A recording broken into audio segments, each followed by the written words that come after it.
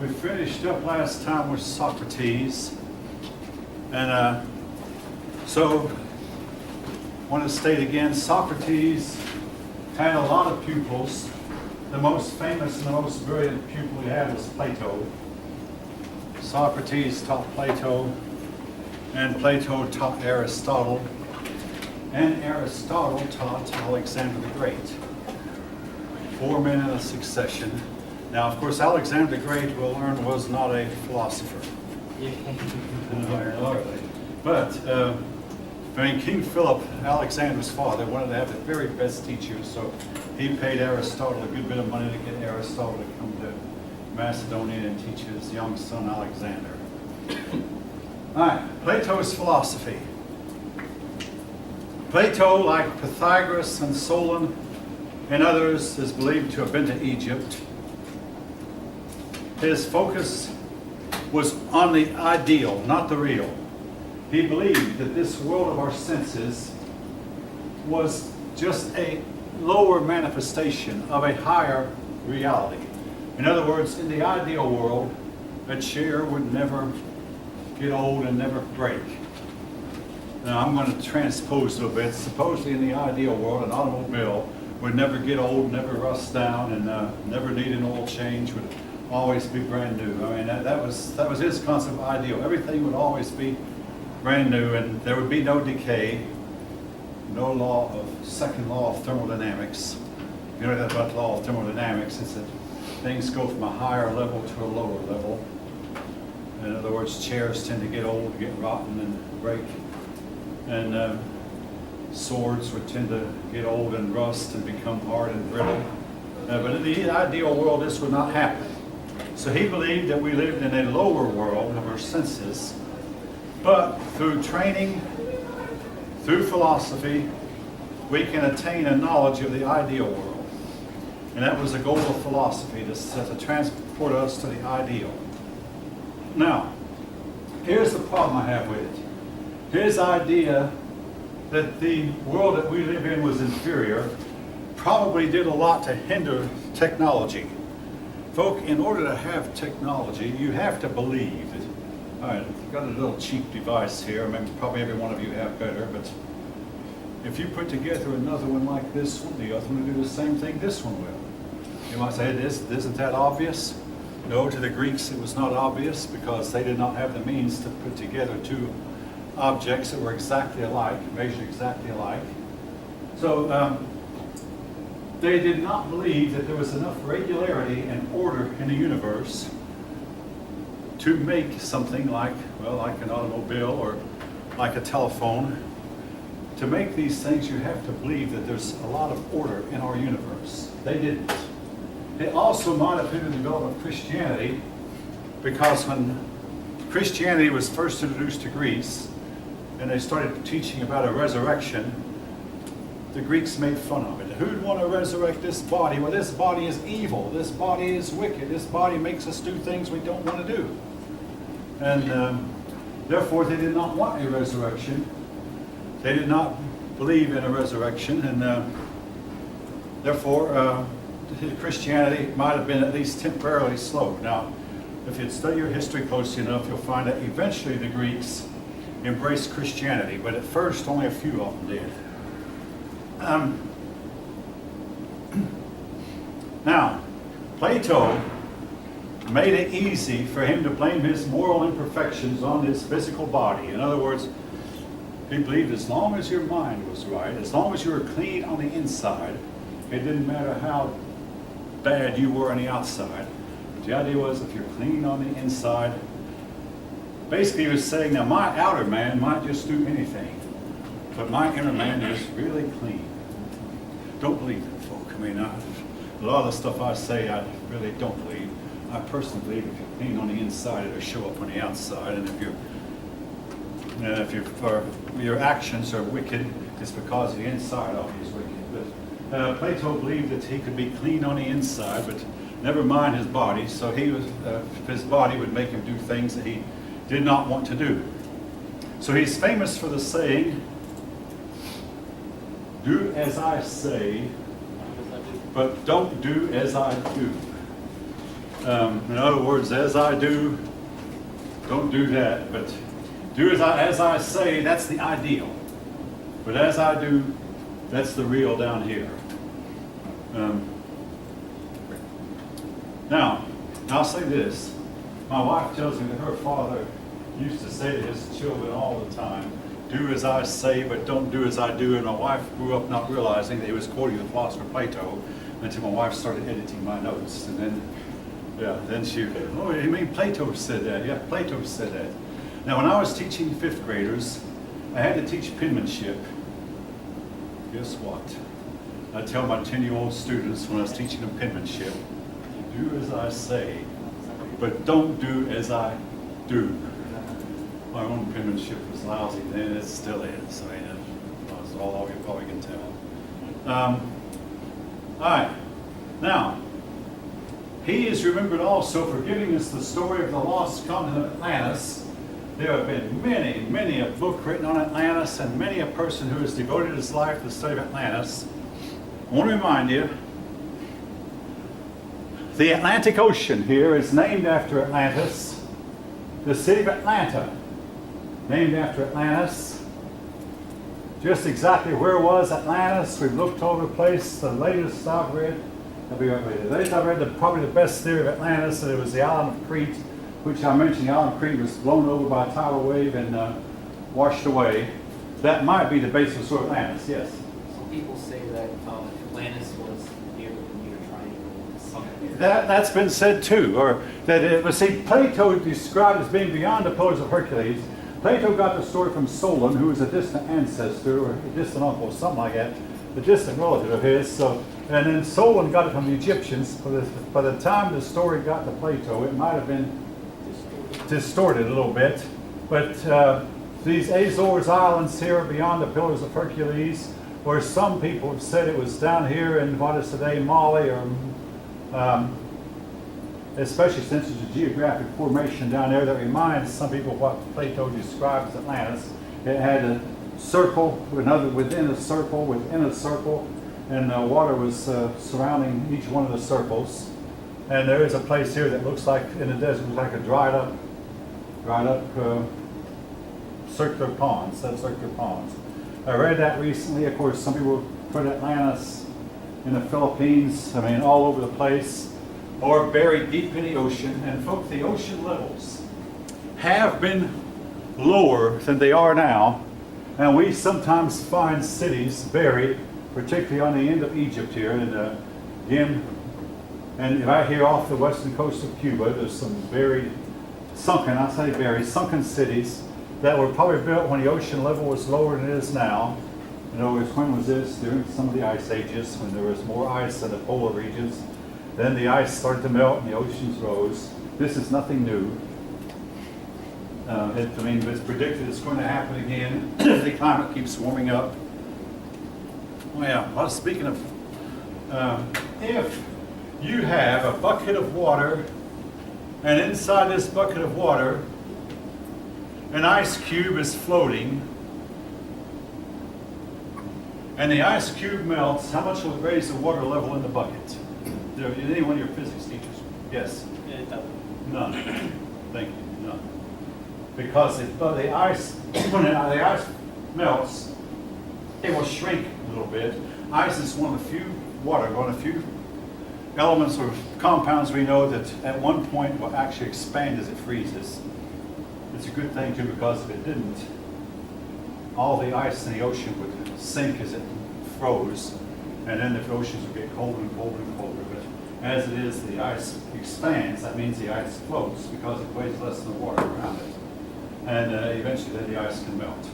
So anyway, but if you have an iceberg floating in the ocean and it melts, it will not raise the water level of the ocean. But if you have ice now on land, like Antarctica has 3 miles of ice, if it melts, it'll raise the ocean levels by maybe 200 or 300 feet. But the good side of it is it might turn the Sahara Desert into a fertile field, and it might bring Antarctica back to where it once was. Antarctica once had a tropical climate. And so there might be some good come of it.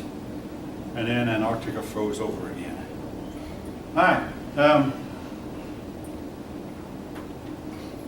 Now, all three of these men, Socrates and Plato and Aristotle, had concepts of government, how they believed that man should be governed. Plato's idea was republic. Republic is government by the chosen ones, by the select few. Now, as opposed to democracy, which is governed by everybody. But he believed that the select few would make the best government, as opposed to just one person. Now, all three of these men, Socrates, Plato, and Aristotle, hated democracy. And especially since democracy was what executed Aristotle, democracy executed Socrates, it's not surprising that his pupil, you might say grand pupil, would learn to hate it. What was wrong with democracy? Several things. Number one, it allowed morality to get worse and worse. And number two, it allowed the government to go deeper and deeper and deeper into debt, because the government did not belong to anyone, so I don't care how deep the government gets in debt, it's not my debt. Well, yes, it is. Our country is deep, deep, deep in debt. Now,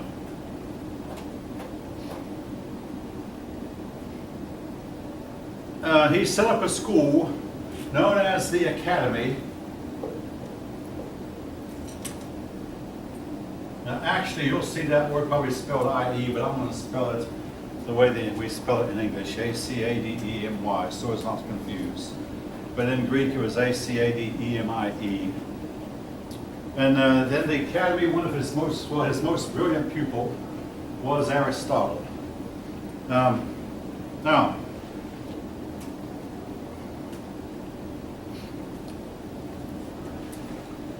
he classified humans into three classes: the philosopher kings, and the government officials, the highest class. The first class, philosopher kings. Of course, he would label himself as the highest. Yeah, he did. Philosophers, kings, and he put himself there. Plato. The warrior class, and then the low people, whom he called the producers, or people driven by desire.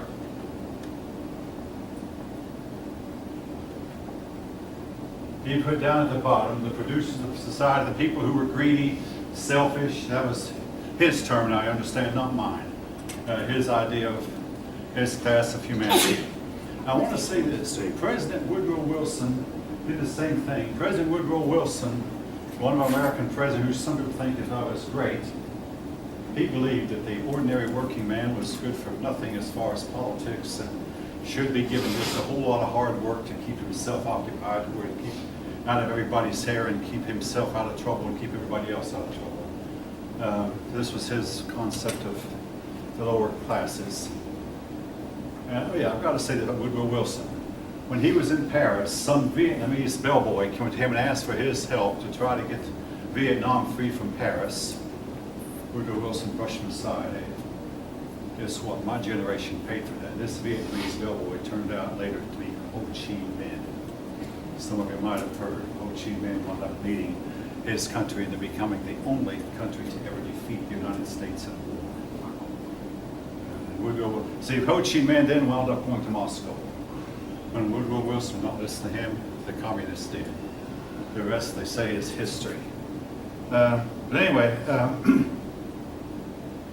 it's a natural tendency of us to rate ourselves, our families, our group as being better than everyone else, but it's a wrong tendency. But we tend to rate, especially a place like India, where they have a system of a social system, the caste system, that just encourages that kind of thinking. All right. Now here's another one about Plato. He believed that men and women could associate as friends without becoming lovers. From this we get the term platonic. In other words, men and women could be just friends. Folk, now I will say this about it. In our society, it's something that we have got to learn, because you go to the workplace and there'll be members of both sexes in the workplace, and you have to get along. Well, okay, without harassing the other, particularly the men. Now, I want to say that the subject of harassment is a really, really, really hot issue in American society today. And part of it, I think, is because we believe, like Plato did, that men and women can associate as friends. Some of us can and some of us can't.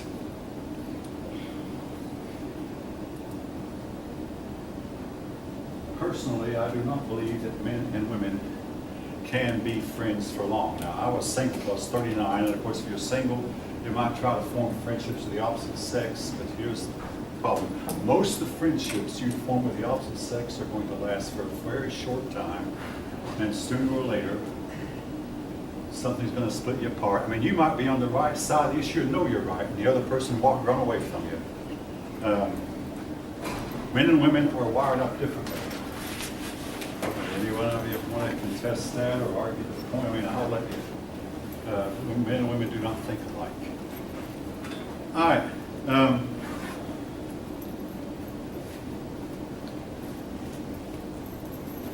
Anyway, now, I must say this, too. Plato himself never married, but he did have a high regard for women. He believed that women could associate even in government, and women could have a role in government. And again, of course, we're trying the same thing in our society. The results will eventually speak for themselves.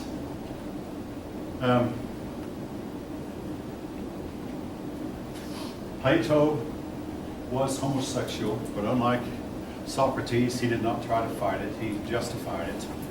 Between these three men, Socrates, Plato, and Aristotle, you have Socrates, who fought it and might have overcome it. He married a woman and had 3 sons. Plato, who felt like he should be justified. Then he come to Aristotle. Aristotle didn't even justify it anymore. It's just assumption, the natural part of the natural order of things, which didn't even need an explanation or any kind of justification. Plato, basically there was a progression there that went from one generation. Now there was another progression about these 3 men, because I'm about to get to Aristotle. It was a progression from the spiritual to the materialistic. Socrates has been called a free thinker.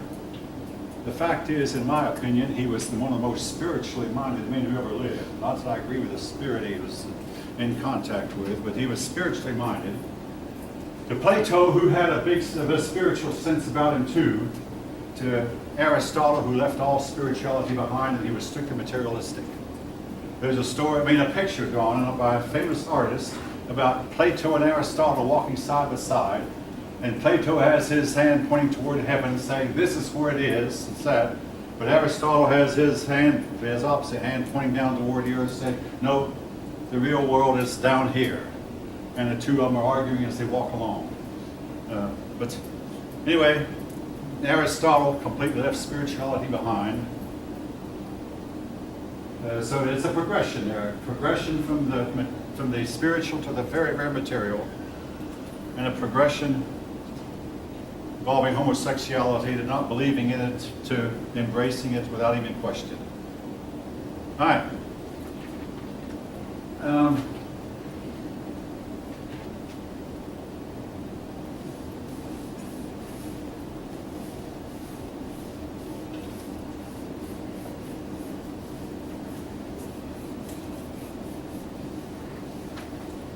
Speaking of spirituality, I made a mention as I left the last class, how that the Greeks believed that Cupid. Now, by the way, the Greeks did not call him Cupid. That was his Roman name. The Greeks called him Eros, from which you get the word erotic. But they believed that Eros went around with arrows shooting people, and whoever he shot at fell madly in love. At least it was a realization that something went on that was spiritual.